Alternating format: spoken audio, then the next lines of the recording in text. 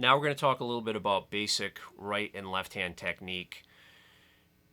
Generally speaking, when you play the guitar, and you're playing single notes, you want to play mostly on your fingertips, okay? So you don't want to play flat fingered like this. You see how this joint is bent here? We generally don't want to do that, okay? Of course, there are always exceptions, but if I'm just playing single note stuff like this, I'm on my fingertips. Now, I'm not like super on my fingertips, like right at the very edge here. I'm not all the way over here. I'm more like down here. And there's a good technical reason for that. If I'm too much on my fingertips, see the string below me? It can, if I hit it by accident, it's going to ring out. So if I play a little bit more flat fingered, now if I hit that string, you hear that it's muted. But it's not just that. The other reason that we do it is when you play a note on guitar, see how I played the open E? There's a thing called sympathetic resonance where other strings are going to vibrate as well. So look, if I hit the A string and I mute it, there's a subtle faint sound going there. So what is that? I just muted the A string. The A string is not ringing. What's ringing is the D string, okay? So this is one of the reasons why you want to play this way. When I'm playing single note stuff, I don't want to be totally on my fingertips because as I play notes, some of these other strings are going to ring depending on the note that I'm playing, okay? So if I play like this, it naturally mutes the note underneath me. But not only that, you see when I play with my pinky, I'm playing this note, and all the other strings are muted underneath it. I can do the same thing with my index finger. So it really reduces string noise if you learn how to play like this. It is hard initially. The other thing is if I play, say I'm playing the A string here, if I take the tip of my finger here and I just gently touch the string below it, see how that one can't ring either? So I can actually mute everything with my index finger. It's easy for me to do it with my index finger. The other fingers are a little trickier. So my index kind of controls a lot of the muting. But you have to learn how to play like that because, like, especially if you play with distortion, when you play with distortion, it just magnifies all the little inconsistencies of what you're doing. So I'm going to play this exercise that I'm going to show you. And I'm on my fingertips as much as possible right now.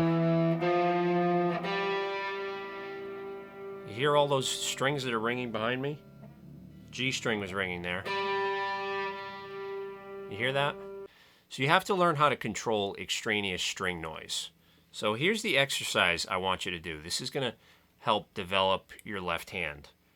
You're going to go 5th fret with your index finger, 6th fret with your index finger, middle, 7th, and then 8th.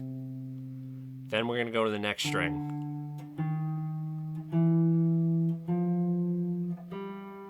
Now, you notice when I'm playing, see when I play this note, my other fingers are not far away. They're not way out here. You want to try to learn to keep them close. Okay, and then play predominantly on your fingertips.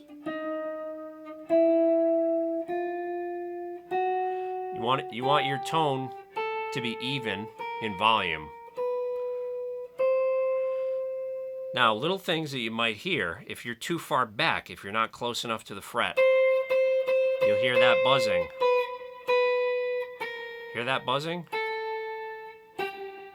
So if you hear that, you're too far back.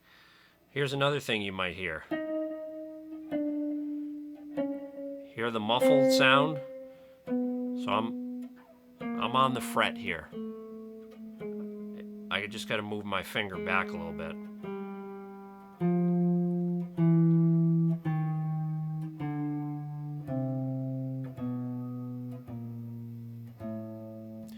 So you need to learn how to control sympathetic resonance, okay? Which is when I play a note, like say I play this note. See how I muted the string that I'm playing, but you still hear noise? See if you can hear that. So this G string is getting set in motion because I'm playing this note. That's sympathetic resonance. So you have to learn how to control with, mostly it's your left hand, the strings that you're not playing, okay? That's why I say you don't want to play on your fingertips too much. You don't want to, if I'm completely on my fingertips here, do you see how none of the other strings are muted? You see that? So that's just going to let all of these sympathetic resonances to go haywire. So what I do instead is, you see when I'm playing this note, my index finger is muting these other strings. Now look, when I play my middle finger, my index finger is still muting for me. Notice my fingers are close to the frets at all times. I'm not way out here. I'm not on the fret. I'm not too far back, right? Another thing you want to pay attention to is, this is very common. A lot of people don't hold the note down long enough. They go like this. Let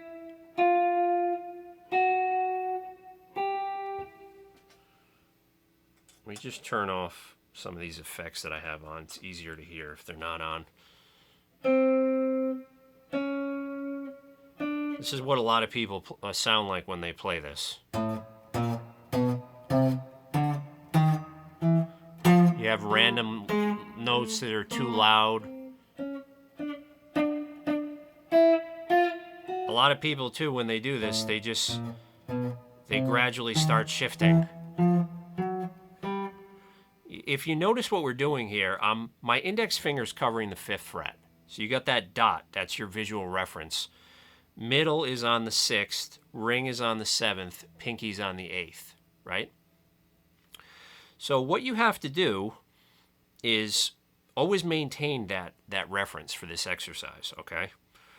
Now, going back to what I said, one of the common mistakes that a lot of these people do when they play this is they lift their finger too quickly. See, when I play this note, I need to maintain pressure here. See how my finger's down? And then, as soon as the middle finger goes down, now I can lift this one. You don't want to lift this one too early.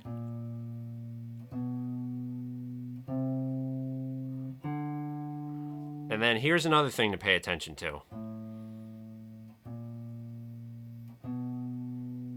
When I'm on my pinky, hear how the note is still ringing?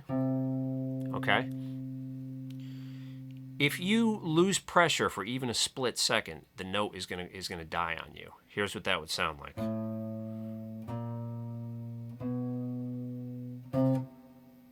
So if I lose pressure for a split second, the note is dead. There's nothing you can do about it. So the only thing you can do if you lose it is either just accept that you missed it or hit it again. Now, another thing to be aware of with this exercise, when I play with my pinky, see how it's down? I can hear it ringing. I'm getting my index finger ready to go to the next string. And then as soon as my index finger goes down, now I can lift off my pinky. Middle finger, lift, lift, lift, hold, it's ringing. So I would call this transitioning effectively when you go from one string to the next. Now, as a beginner, you want to just do this slowly. You hear as I'm playing, there's not a lot of extraneous noise. Now what I'm doing, so this is called ascending, by the way. We talked about that in the first video. The notes are getting higher. If I was on a piano, I start on the left and I'm gradually making it to the right, okay? So I'm ascending right now.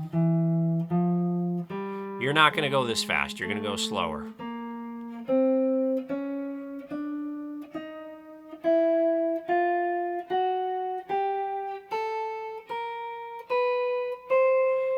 Now that I'm at the top, I'm going to descend. So in order to descend, you're going to go pinky. These other three should be in the vicinity of where they need to be. So pinky, ring. As soon as the ring goes down, I lift the pinky. See that? By the way, that we number the left-hand fingers. This is 1, 2, 3, 4. So I'm playing 4, 3, 2, 1.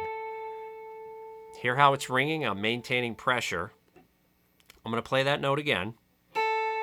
Now look here. I'm getting the pinky ready, and I'm coming in on my fingertips. Okay? Because listen carefully here. If I come in flat, see what happens? My pinky touches the string that I just played, and that mutes the string. So I have to avoid that by coming in on an angle. As soon as the pinky comes down, I'm going to lift the index.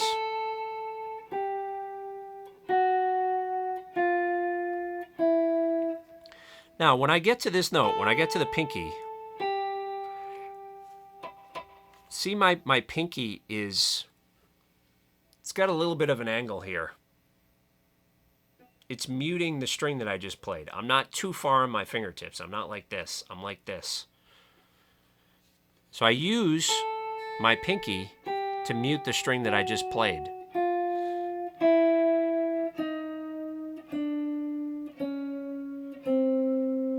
So I'm intentionally coming in a little bit flat here.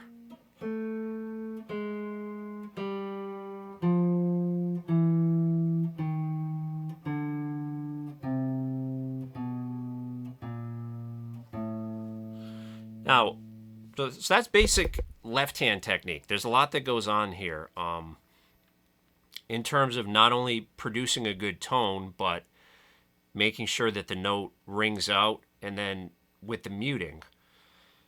Now, there's also muting that I do with my right hand. So let's take a look at the right hand a little bit here.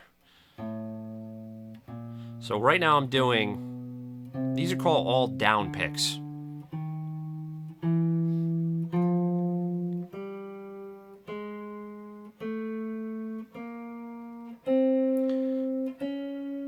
You can see this part of my hand right here is muting the strings that I just played. See when I put that index finger down? I'm muting with my index finger the string that I just played.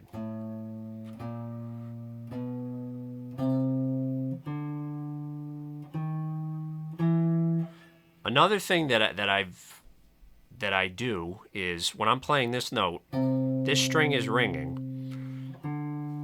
When I come in to hit the A string, I'm tapping.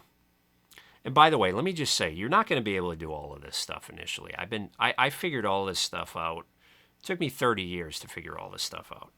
But when I play the E string, I'm going to come in with my pick, and I'm going to gently touch the string that I just played, which will mute it. And then I'm going to hit the next string. So see if you can see what that looks like. Just by tapping it. And I only have to do it when I change strings. Every time I change strings, I just give the string that I played a little bit of a tap. And then keep in mind my index, they call it redundancy. I'm muting it here by tapping it, but if that doesn't work, I'm also muting it here with my index. So you lower the probability that you're going to get an errant note. Now, when I'm descending, I don't have to worry about tapping it because my pinky is doing the work for me. But you see, as I'm playing these high strings, you see where this part of my hand is. I'm muting a lot of these lower strings.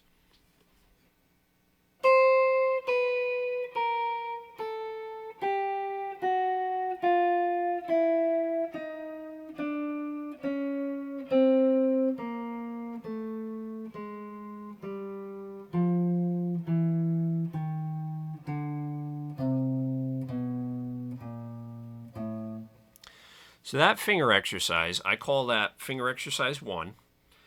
And I would practice that every day for at least 5 or 10 minutes. Okay? And as you get better, you can try and move it further to the left. Because as you go further to the left, you're going to have to stretch further. Okay? So here's how you can do it. Now, you're not going to go this fast. Eventually, you do it over here.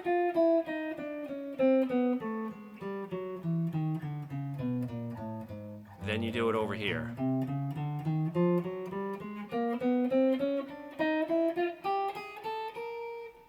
Eventually, this is going to be the biggest stretch.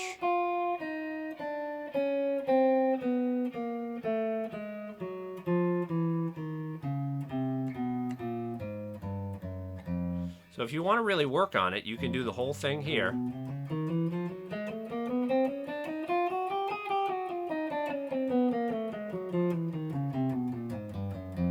I'm doing now, this is called alternate picking. I'm going down, up, down, up, down, up, down, up. I personally, I don't play a lot of alternate picking because most of the time I'm not playing fast. If I have to play fast, I'll play alternate picking. When I'm playing alternate picking, I don't do the mute that I was telling you about.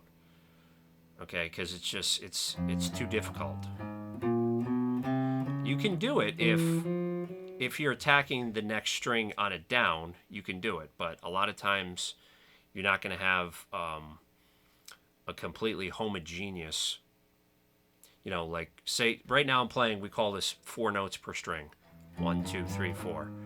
You might not be playing something that is 4, 4, 4, 4, 4. You might be playing something that is 3, 2, 1. So when you play something that is not homogeneous like that, it's tricky to alternate pick stuff like that because you're not always going to be attacking the next string on the same stroke. Okay, I'm getting ahead of myself a little bit here, but what I was saying is you can just work your way eventually down the entire neck. You can come up and then all the way down. Now, I also want to explain that keep in mind that learning guitar is as physical as any athletic activity that you would ever engage in. So you need to try to condition your body over time. It's like if you lift weights, you can't just show up one day and be like, hey, I'm going to bench 315. Like it's going to take you years to get to that level. So as a beginner, keep in mind all the liabilities that you have, okay? You don't know anything about music. You don't know anything about guitar. You don't have any experience. Maybe you don't have any friends or family that you can play with or that can show you things. But probably the biggest liability of all is just the fact that your body is not going to do what you want it to do. When you want to tell it to hit, move to the 3rd fret and hit a note, it's not going to respond. Or, hey, pick this string, it's going to pick the wrong string. So you saw how well I can play that exercise right-handed. So I want to give you a little demonstration here. If I flip the guitar upside down and I try to play it as a lefty would, I'm going to show you how bad I am at this, okay? Just because I never developed the dexterity to do this. This is what it's going to look like with you.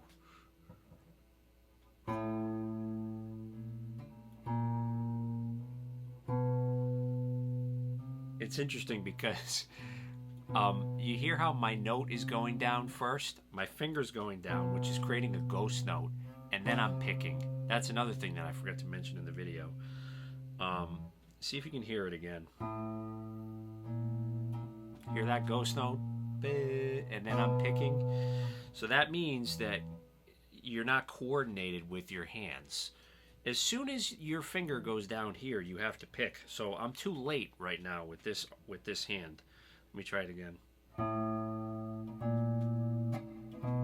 That was better. Now, I don't know if you heard that. There was some string noise because when I hit the string and then I touch the string with the pick, as the string is vibrating, it has energy. So if you touch a string that's vibrating, it makes it a distasteful sound. You hear that? So this is another thing that I forgot to mention until now, but when you come in to attack the string, okay, you don't want to come in. A lot of people, they go like this.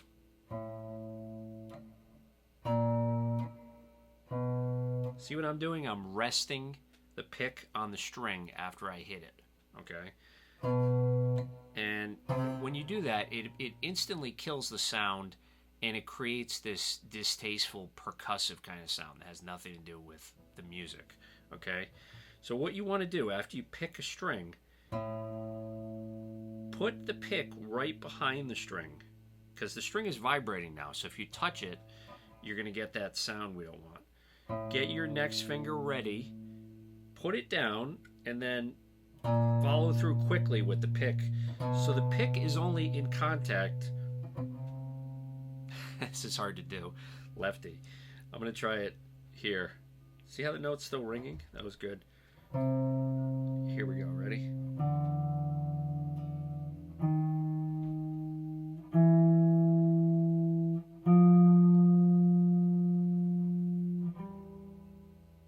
See that one? I'm on the fret. I was muted.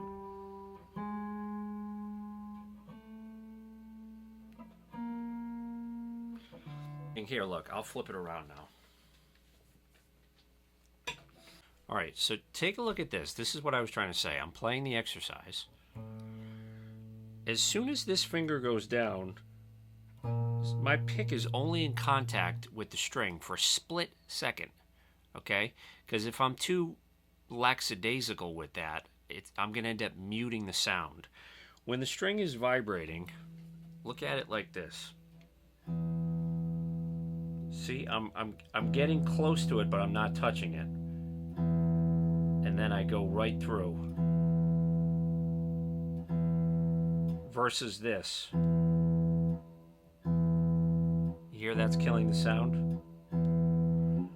So you want to practice picking like that. This is what I'll give you another example that isn't so dramatic, that doesn't sound great.